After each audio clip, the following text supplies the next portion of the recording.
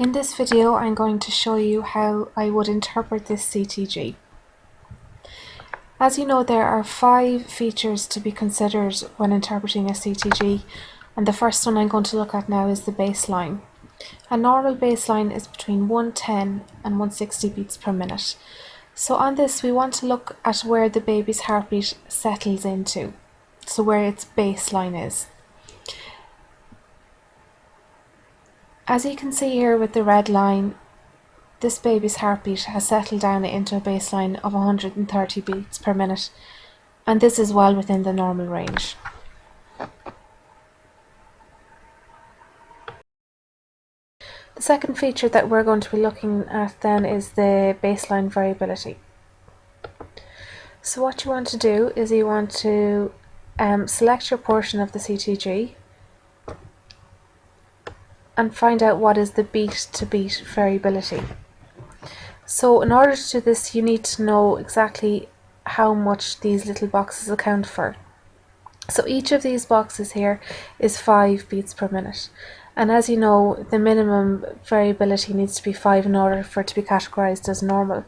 So if you look at this portion here, you can see that if you take from the bottom of the beat to the top of the beat, you can see that it's 10 here. So what you want to do is you want to look at the beat to beat variability over a period of 10 minutes. And as you can see throughout the CTG, the baseline variability is normal.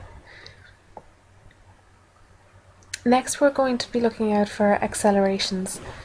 Acceleration is an increase in the baby's heartbeat above the baseline, which is 130, for more than 15 beats, lasting for more than 15 seconds. So there are numerous accelerations in the CTG, but we're going to look at this one here to start. So in order for it to meet the criteria of an acceleration, it has to be an increase from the baseline here. And as you can see, this acceleration goes up as far as almost 160. It also needs to last longer than 15 seconds. And if you look from here, each of those little boxes is 30 seconds. So if the acceleration starts here and ends here, you can see that this acceleration lasts almost a full minute and thus fulfills the criteria for an acceleration. In order for a CTG to be classified as normal, there needs to be at least 2, and in the CTG you can see there's multiple accelerations. The next feature we're going to be looking for is there any decelerations? Deceleration is a decrease in the baby's heartbeat from the baseline of more than 15 beats for longer than 15 seconds. This is not a deceleration because it does not meet the criteria of lasting for longer than 15 seconds. You cannot complete your interpretation of the CTG without assessing for contractions or uterine activity. On this CTG, you see down in the bottom section there is a straight line.